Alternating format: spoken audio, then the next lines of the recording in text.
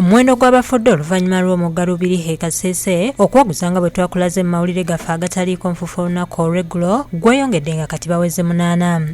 Musanvu abali eno mu lusozi wa UPDF omu yafiiridde wansi eri, so munaana be bali confirmed n'omuntu omu omulala.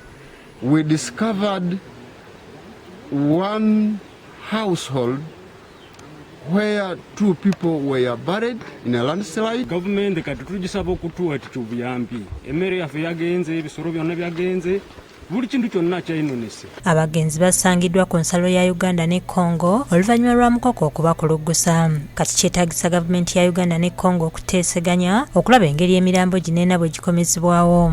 Sibendere Bigogo ssentebe wa USA ey'okutaano e Kasese asabye gavumenti okusitukiramu kubanga eggombola ya Kisolu amazzi ekiseera kino gagisazeeko. Ya gavumenti kati olaba ekitundu kino eno sub-county namba naye ngeri wakati wa omugattako ku ludda luno ogusala Uganda ne Congo ate ne Lubiriha ku sayidi eri, so ekitundu kino tekiri saawa zino kiringa ekitali mu Uganda ate nga tekiri mu Congo kubanga tosobola kyakisesinga ng'ova Uganda n'emmotoka ate nga tosobola kyakisesinga ng'ova e Congo n'emmotoka. Ye Masereka Martin nga yasimatuse okutwalibwa amazzi ategeeza nti babadde bagenda kuyamba bannaabwe ababadde balemedde mu nnyumba kyokka be yabadde nabo amazzi ne gabatwala.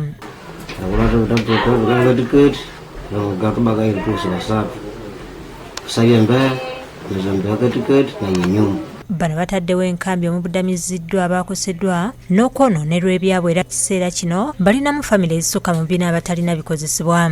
People have run away, giving a population of 2,700 people whom we took to Kerala Primary School for their safety.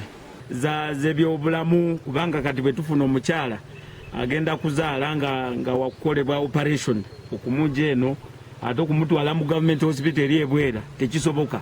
So ezo z'ensonga lwaki central government erina okuyingirawo mu infrastructure repair. Enos Masereka ngono yavunaanyizibwa ku sitowa za disitulikiti abagumizza nti ofiisi ya Prime Minister yabasindikidde emmere kyokka mu kiseera kino tebamanyi wa kugiyisa oluvannyuma lw'amazzi okwonoona entindo nga kati kizibu okusala. We have received